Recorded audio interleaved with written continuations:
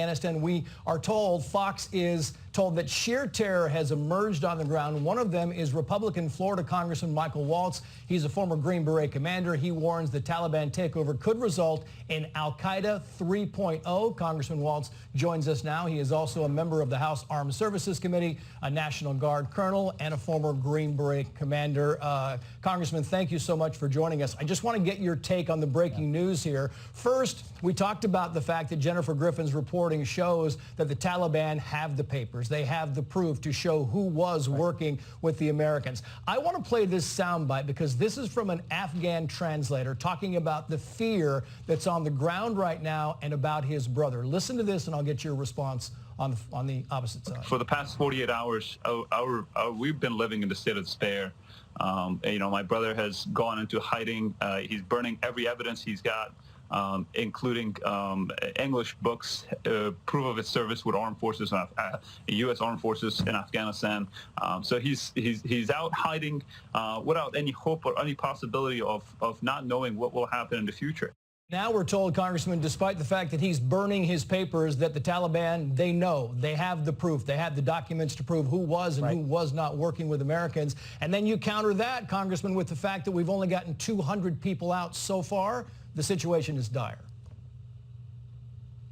Well, here's the brutal irony, is the very paperwork that these brave interpreters and others who worked with us need to prove to get through the State Department's, box checking and to qualify for the program to get out is exactly what will get them killed if found in their home or at a Taliban checkpoint. I had an interpreter that was found at a Taliban checkpoint with American documentation. They didn't just kill him. They took him back to his village, beheaded him, his cousins, and brothers. That's the brutality of the Taliban.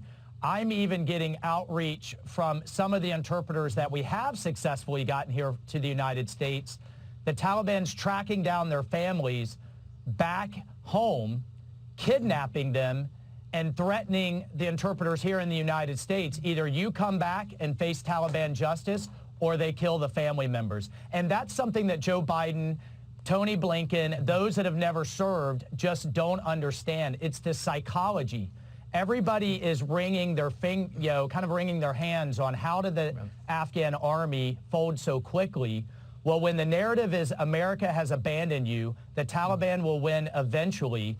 They give the Afghan army commanders a choice: face beheading along with your entire family, or surrender and you can go home. And that's how they were able to roll entire army units. It's because of the psychology. And when you have the commander-in-chief telling the world, you're on your own, our air support is gone, our intelligence is gone, our logistics is gone.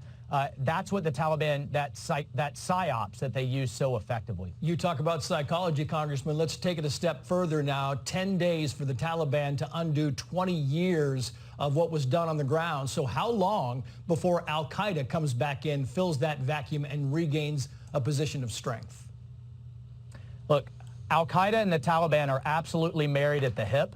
Biden's own intelligence community has briefed us repeatedly that that's the case, that Al-Qaeda intends to fill the void of Taliban advances with plotting and planning to attack the West again. And the thing that is so infuriating to me is the same team that's around Biden was the same team that was around Obama when they yanked us out of Iraq recklessly, and that led to the rise of ISIS, a caliphate the size of Indiana, attacks across the United States and Europe, and untold deaths across the Middle East. The same thing's going to happen again, but here's the deal. It's going to be far worse because now we have no bases, no local allies. The Taliban are flush with heavy weaponry, artillery, arms, and ammunition that they've seized, literally warehouses full of it.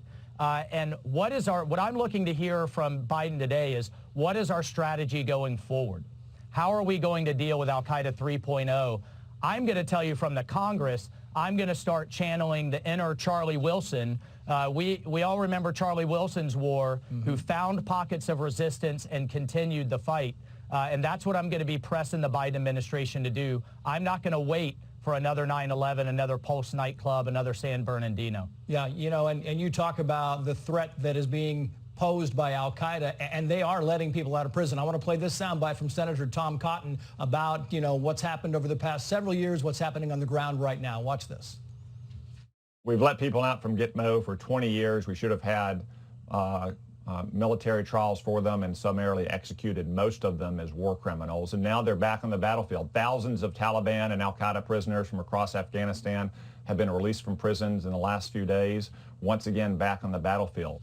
And we have confirmed they have released these prisoners, and those prisoners are now roaming around Afghanistan. We don't know to what end, and we don't know exactly where they're from, but there's a good bet that many of these are former terrorists or current terrorists. And the question to you is, how do you handle that? What do you do to try and get control of the ground in Afghanistan?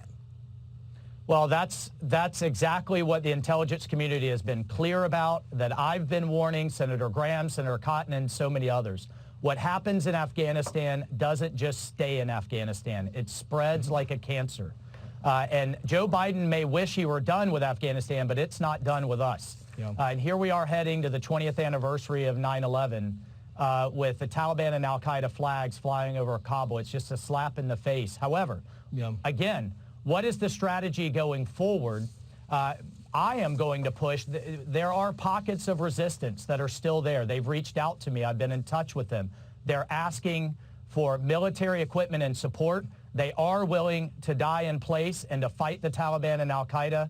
And just as we did before 9/11, we need to support those freedom fighters that are willing to stand with democracy and still trust us, believe it or not, to fight on, because we can't wait until it follows us home. I got to go, Congressman, but yesterday you said you alternate between rage and grief. You've had a day of information, a day of context. Very quickly, sir, where are you now?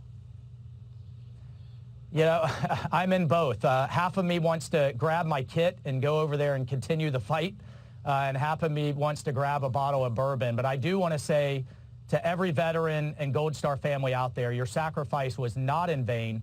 America was kept safe. And if you are going to a dark place, please reach out to a hotline. You are not alone. Congressman Waltz, thank you so much. We very much appreciate it, sir. And Senator, he makes a great point, because we talked to these